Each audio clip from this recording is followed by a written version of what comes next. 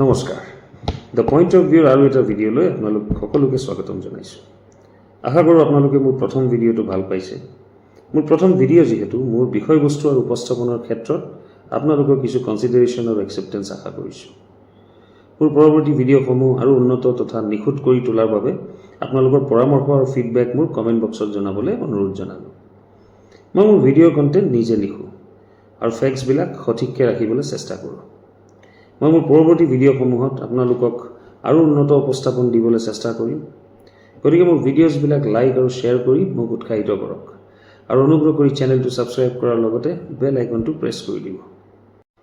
আজিৰ এই ভিডিঅ'টোত মই 2026 চনৰ অসম বিধানসভা নিৰ্বাচনৰ আন এটা দিশৰ বিষয়ে আলোচনা কৰিব বিচাৰিছোঁ, যিটো হৈছে নিৰ্দিষ্ট সমষ্টি কিছুমানত মিত্ৰজোঁটৰ অংশীদাৰ দলসমূহৰ মাজত হোৱা বন্ধুত্বপূৰ্ণ প্ৰতিদ্বন্দ্বিতা, ফ্ৰেণ্ডলি ফাইটৰ ধাৰণাটো।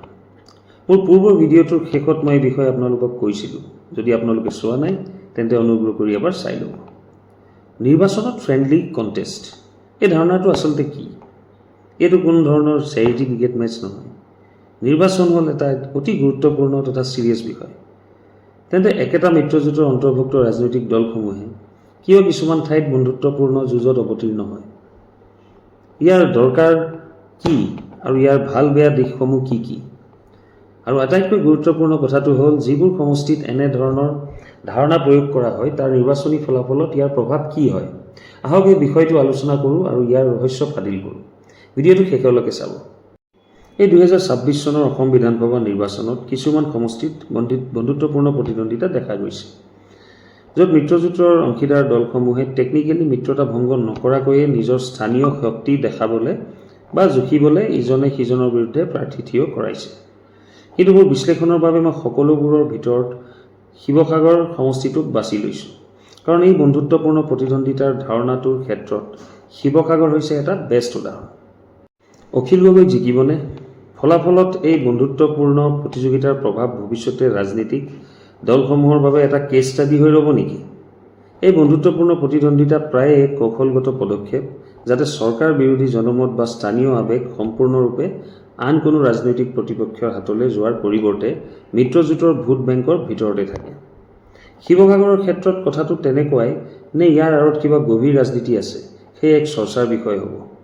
সেইটো আমি কমেণ্ট বক্সত আলোচনা কৰিব পাৰোঁ। কিন্তু আহক এতিয়া আমি প্ৰথমে সমষ্টিটোৰ নিৰ্বাচনী পৰিৱেশ আৰু প্ৰাৰ্থীসকলৰ বিষয়ে জানি লওঁ। শিৱসাগৰৰ ৰাজনৈতিক চিনাৰিঅ'টো অলপ সুকীয়া আৰু যিকোনো ট্ৰেডিশ্যনেল মিত্ৰজোঁটৰ চুক্তিতকৈ বহু বেছি স্থানীয়। যদিও কাৰিকৰীভাৱে ইয়াত এজন NDA প্ৰাৰ্থী হ'ব লাগিছিলে, তথাপিও ইয়াত আচলতে মিত্ৰজোঁটৰ দুটা মূল স্তম্ভ, বিজেপি আৰু অগপৰ মাজতহে বন্ধুত্বপূৰ্ণ যুঁজ চলিছে। 2026 চনৰ নিৰ্বাচনত শিৱসাগৰৰ যুঁজখন হৈছে এক ত্ৰিকোণীয়া শক্তিশালী যুঁজ। NDAৰ এক কৌশলগত সিদ্ধান্তৰ বাবে শিৱসাগৰ অসমৰ অন্যতম হাই প্ৰফাইল আসনত পৰিণত হৈছে। অখিল গগৈ বৰ্তমানৰ বিধায়ক তথা ৰাইজৰ দলৰ সভাপতি, তেওঁ কংগ্ৰেছ নেতৃত্বাধীন বিৰোধী শিবিৰৰ উমৈহতীয়া প্ৰাৰ্থী। প্ৰদীপ হাজৰিকা অগপ, এগৰাকী জ্যেষ্ঠ নেতা আৰু ওচৰৰ আমগুৰি সমষ্টিৰ 5 বাৰৰ বিধায়ক। যিহেতু 2023 চনৰ সমষ্টি পুনৰ নিৰ্ধাৰণৰ সময়তে যথেষ্ট সলনি হৈছিল, যিহেতু আসন বুজাবুজিৰ অধীনত শিৱসাগৰ অফিচিয়েলি অগপক দিয়া হৈছিল, সেয়েহে তেওঁলোকৰ অফিচিয়েল প্ৰাৰ্থী। কুশল দেউৰী বিজেপি, এক নাটকীয় মূৰত বিজেপিয়ে থাউৰাৰ প্ৰাক্তন বিধায়ক দেউৰীক তেওঁলোকৰ নিজৰ মিত্ৰদল অগপৰ বিৰুদ্ধে বন্ধুত্বপূৰ্ণ প্ৰাৰ্থী হিচাপে প্ৰক্ষেপ কৰাৰ সিদ্ধান্ত লয়। শিৱসাগৰত কিয় এই বন্ধুত্বপূৰ্ণ প্ৰতিযোগিতা বা প্ৰতিদ্বন্দ্বিতা? ইয়াত বন্ধুত্বপূৰ্ণ প্ৰতিযোগিতাৰ সিদ্ধান্তটো আকস্মিক নাছিল। মুখ্যমন্ত্ৰী হিমন্ত বিশ্ব শৰ্মাই ইংগিত দিছিল যে অকল এজন অগপ প্ৰাৰ্থীতকৈ এজন বিজেপি প্ৰাৰ্থীয়ে অখিল গগৈৰ স্থানীয় প্ৰভাৱক প্ৰত্যাহ্বান জনাবলৈ অধিক সক্ষম হ'ব পাৰে। দুয়োকে প্ৰক্ষেপ কৰি NDA মূলতঃ এখন ত্ৰিকোণীয়া যুঁজৰ সৃষ্টি কৰিছে। যদিও ইয়াত চৰকাৰীপন্থী ভোট বিভাজন হোৱাৰ আশংকা থাকে, তথাপিও কৌশলগত হিচাপটো হ'ল কুশল দেউৰী, যোন এজন প্ৰাক্তন আলফা নেতা আৰু যাৰ শক্তিশালী স্থানীয় সম্পৰ্ক আছে, আৰু প্ৰদীপ হাজৰিকা, যোন এজন জ্যেষ্ঠ আঞ্চলিকতাবাদী নেতা, তেওঁলোকৰ নিজা নিজা ভোট বেংক একত্ৰিত কৰা। মোৰ পৰ্যবেক্ষণ অনুসৰি এই নিৰ্বাচনত শিৱসাগৰৰ মূল গতিবিধি তিনিটা পইণ্টৰ ওপৰত নিৰ্ভৰ কৰিছে। প্ৰথম পইণ্ট, সমষ্টি পুনৰ নিৰ্ধাৰণৰ প্ৰভাৱ। 2023 চনৰ সমষ্টি পুনৰ নিৰ্ধাৰণে সীমা সলনি কৰিলে। যাৰ ফলত প্ৰদীপ হাজৰিকাৰ দৰে জ্যেষ্ঠ নেতাই আমগুৰিৰ নিজা ঘাটি হেৰুৱাই শিৱসাগৰৰ যুঁজত নামিবলগীয়া হ'ল। মোৰ দ্বিতীয় পইণ্ট, আহোম হাৰ্টলেণ্ড। শিৱসাগৰ আহোম ৰাজবংশৰ ঐতিহাসিক ৰাজধানী। ইয়াৰ পৰিচয়কেন্দ্ৰিক ৰাজনীতি অতি তীব্ৰ আৰু তিনিগৰাকী প্ৰাৰ্থীয়ে নিজক থলুৱা স্বাৰ্থৰ প্ৰকৃত ৰক্ষক হিচাপে প্ৰমাণ কৰিবলৈ প্ৰতিযোগিতাত নামিছে। আৰু মোৰ তৃতীয় পইণ্টটো হ'ল ব্যক্তিগত সংঘাত। এই যুঁজখন অতি ব্যক্তিগত। লোকেল সূত্ৰই জনোৱা মতে অখিল গগৈ আৰু কুশল দেউৰীৰ মাজত দীৰ্ঘদিনীয়া ৰাজনৈতিক আৰু ব্যক্তিগত শত্ৰুতা আছে।